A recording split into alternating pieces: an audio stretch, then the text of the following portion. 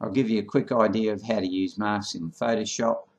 I've got a photograph open there. I'll just right click this layer, duplicate layer. Okay, I'll switch off the underneath layer, the background layer, and if we go to our brush tool, I'll click on that. We've got a blue and white. If I just hit D on the keyboard, you get the standard black and white palette there. Now we'll have to apply a mask to this layer, so I click down here. This white thing is showing that we've got a mask on that particular layer, and by selecting the black brush you can see what, and I've clicked on the mask, not the photograph, the actual selected the mask, so the black brush that we're using is going to paint on the mask. If I click and hold that down, you can see what black does to a particular layer. It actually cuts a hole, if you like, or removes whatever you paint over, and as you can see on the mask here, there's a black line there, that's transparent, which you can see there. These little squares just saying that's transparent. If I now come back to the white brush and do the same thing, you can see it actually does the opposite. It brings whatever's in that layer back again. So I'll just get rid of that layer mask there. Show you another thing you can do. Come up to the selection tool, select polygonal lasso tool, and I'll quickly make a selection here. It's not the best thing to do is make a quick selection, but because it can be a little bit rough, you should do it slow and carefully really. But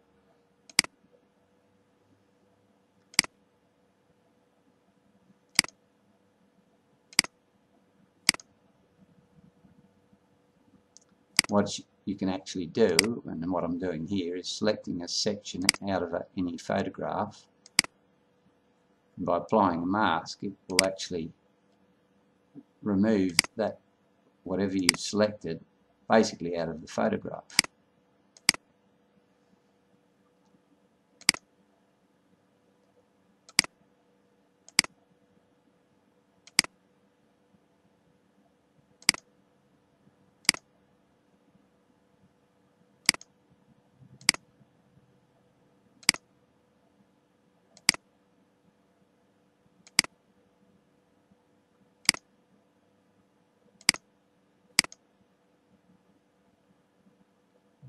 There, to the top, click there. So we've selected that whole computer there. So when I put the mask, apply the mask to that layer, it should remove anything that's outside of the selection. So I'll click on that. You can see on the mask here the black area with the computer in white, and as you can see here, these squares are indicating that that's transparent. So what we can do there now, we'll just create another new layer. I'll leave it that size, and we'll make that, change the colour to a darkish blue.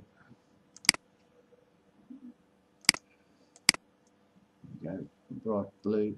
We've got two pages open in Photoshop here now. We've got the computer and we've got this untitled one, which is the blue background.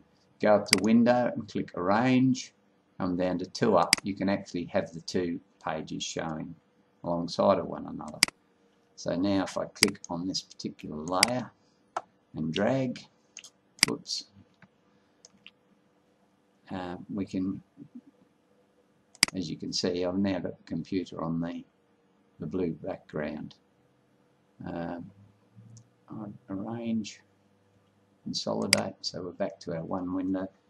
You can click Control T, get the transform square up, and so that's something that can be quite handy in Photoshop using masks. I'll just open another page now. Go to that will do, and we'll place a photograph on there, that particular one. Select that, place in Photoshop.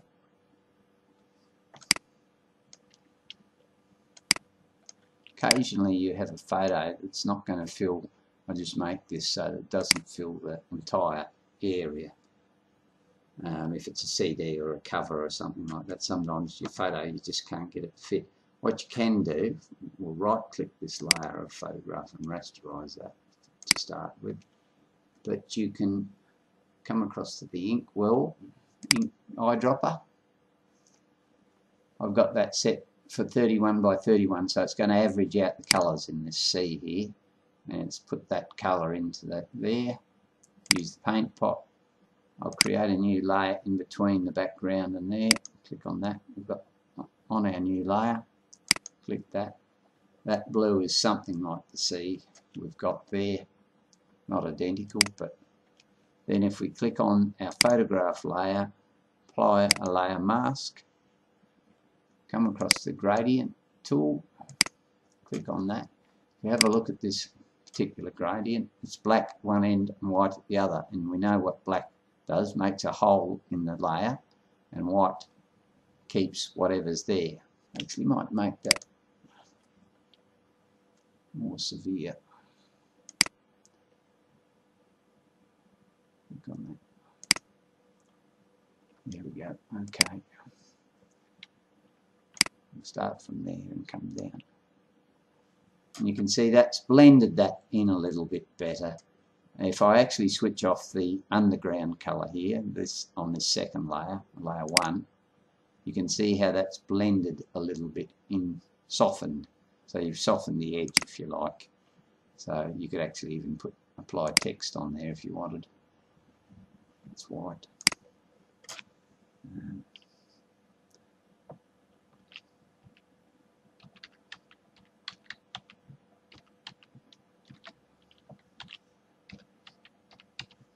Thought I'd applied the white colour, but obviously I didn't. Still blue. Make it white. Apply. And Control T, get the bounding box. Drag that up. So that's just another way of using a layer mask.